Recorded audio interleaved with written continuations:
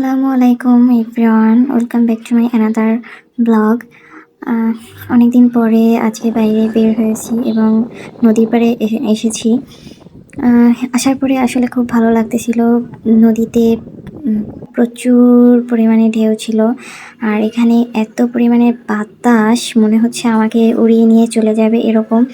প্রাণ শীতল, মানে মন জুড়িয়ে যায় এরকম একটা অবস্থা, শরীর শীতল হয়ে যায়।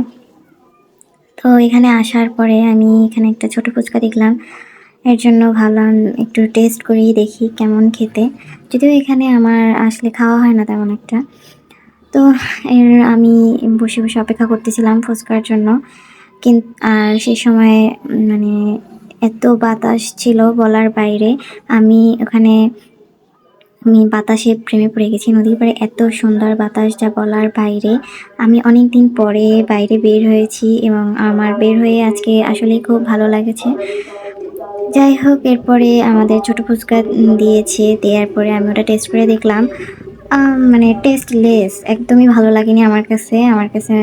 একদমই ভালো লাগেনি, বাজে মনে হয়েছে। আমার মনে হয় এখানে যত মানুষজন আসে, যদি উনি ওনার মানে ফুচকার টেস্টটা ঠিক রাখে, তাইলে ওনার সেল প্রচুর পরিমাণে হবে এবং এর জন্য মানুষ বেশি আসবে।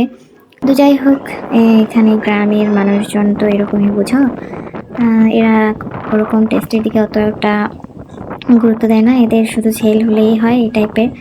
যাই হোক, এটা খাওয়া শেষ করে তারপর আর একটু সামনে আসছি। দেখেন কি পরিমাণে ঢেউ, মনে হচ্ছে যে সাগর পাড়ে আছি এরকম। নদীতে এত পরিমাণে ঢেউ, আমার যে কি ভাল লাগছিল বলার বাইরে বাইরে মনে হচ্ছিল আমি নদীর পাশে যে বসে থাকি পা দুলিয়ে এরকম। আমি তো ঘুরে ফিরে বারবার শুধু দেখছিলাম নদীর ঢেউগুলো এবং বাতাস উপভোগ করতেছিলাম। আমার ওখান থেকে আসতেই ইচ্ছে করছিল না, মনে হচ্ছিল বারবার ওখানে থেকে যাই। এখানে যদি একটা বাড়ি করতে পারতাম তাহলে ওখানে, মানে নদীর পাড়ে হয় না অস্থায়ী, মানে একটা অস্থায়ী কিছু একটা করতে পারতাম বাড়ির মতো সেখানে। তারপর আমি সারাক্ষণ থাকতাম শুয়ে বসে বিকাল থেকে একদম। আমার ওখান থেকে চলে আসতে একটু ভালো লাগেনি। কি আর করা, সময় তো আর বেশি দিতে পারবো না, যেহেতু বিকেলে গিয়েছি, সন্ধ্যা হয়ে আসছে, তাই বাসায় চলে আসব। তারপর ভাবলাম যে এখানে ঝালমুড়িটা, এই যে আমি আসলে গিয়েছিলাম বিষখালী নদীর পাড়ে, তো এখানকার ঝালমুড়িটা খুব ভালো, মানে আমার কাছে ভালো লাগছে। এই যে নদীর ঢেউ দেখাচ্ছি আপনাদেরকে, নদীটা কি পরিমাণে উত্তাল সেটা দেখানোর জন্য আমার আর মানে কি বলবো, ভাষায় প্রকাশ করতে পারতেছি না, আমার এত ভালো লাগছে। যাই হোক, এখানকার ঝালমুড়ি আমি অর্ডার দিলাম।